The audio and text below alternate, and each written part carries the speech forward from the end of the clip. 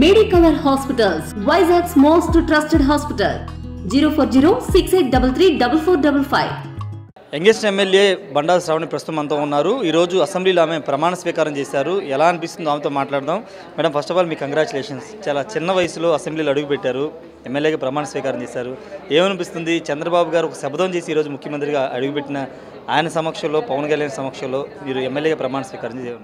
చాలా అదృష్టంగా భావిస్తున్నానండి. ఎందుకంటే ఇప్పుడున్న రాష్ట్ర పరిస్థితులు బట్టి ఈ 5 సంవత్సరాల అరాచక పరిపాలనలో చంద్రబాబు నాయుడు గారిని, వాళ్ళ కుటుంబాన్ని, రాష్ట్ర ప్రజలనే ఒక ఇబ్బందికర పరిస్థితిని తీసుకొచ్చిన జగన్మోహన్ రెడ్డి పైన యుద్ధానికి మాలాంటి యువతను కూడా దీంట్లో పార్టిసిపేట్ చేసి మాకంటూ ఒక రెస్పాన్సిబిలిటీని ఇచ్చి మాకు టికెట్ కేటాయించి, అంటే ముఖ్యంగా మహిళలైనటువంటి మాకు, దళిత మహిళలైనటువంటి మాకు ఇంతటి అవకాశాన్ని, అంటే ఏపీ డెవలప్మెంట్ కోసం మేము కొట్లాడే అవకాశాన్ని ఇచ్చినందుకు కూడా చాలా గర్వంగా ఫీల్ అవుతున్నాము. ఖచ్చితంగా పీపుల్ ఇచ్చిన మ్యాండేట్ని మేము డెవలప్మెంట్ చేసి చూపించి వాళ్ళ రుణాన్ని తీర్చుకునే విధంగా ముందుంటామండి. అంటే అనంతపురం అంటే కొంత కరువు జిల్లా అంటారు, వెనకబడిన జిల్లా అంటారు. ఇప్పుడు అనంతపురంలో మెజారిటీ మీకు కూటమికి ఇచ్చారు. ఏ విధంగా ముందుకు వెళ్ళిపోతున్నారు?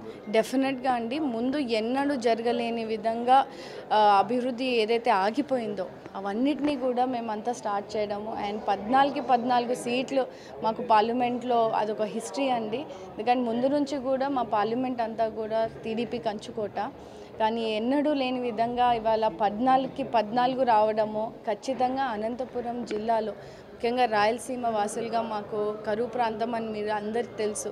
ఖచ్చితంగా మాకు 3 ముఖ్య శాఖలు కూడా మాకు మంత్రివర్యులు మా జిల్లాలో ఉండడము, డెఫినెట్గా అనంతపురం జిల్లా డెవలప్మెంట్ జరిగి చూపిస్తాము అని కూడా. ఎందుకంటే గత 5 సంవత్సరాల ముందు ముఖ్యమంత్రిగా నారా చంద్రబాబు నాయుడు గారు ఉన్నప్పుడు ఒక ఉన్నతమైన కియా అన్న సంస్థను తీసుకురావడము, అక్కడ పిల్లలందరికీ కూడా ఉపాధి కలిగించడం కూడా మీరు చూశారు. డెఫినెట్గా అట్లాంటి ఉన్నత సంస్థలు ఇంకా మరెన్నో మన జిల్లా తీసుకొచ్చే ప్రయత్నాల్లో మేమంతా కూడా భాగస్వాములం అవుతాం. ఎమ్మెల్యేగా ఉన్నారు, చాలామంది ఈమెం చేస్తారులే, ఏం చేస్తారులే ఒక అపోహ ఉంటుంది. వాళ్ళకి ఎలాంటి సమాధానం చెప్తారు? మీ నియోజకవర్గాన్ని ఏ విధంగా డెవలప్ చేయాలి? డెఫినెట్గా అంటే యంగ్స్టర్స్ని చాలా ముందుగా ప్రోత్సహిస్తున్న చంద్రబాబు నాయుడు గారికి, ముఖ్యంగా నారా లోకేష్ అన్న గారికి వాళ్ళ సూపర్విజన్తో అండ్ ఇప్పుడు మాకు బలంగా పవన్ కళ్యాణ్ గారు రావడము, డెఫినెట్గా ఇప్పుడు యువత అంతా కూడా బయటికి రావడము, రేపటి ఫ్యూచర్ అంతా కూడా యువతది కాబట్టి డెఫినెట్గా మాకు ఇచ్చిన అవకాశాన్ని మేము మా నియోజకవర్గ డెవలప్మెంట్ కోసం పనిచేయడానికే ముందుంటాము.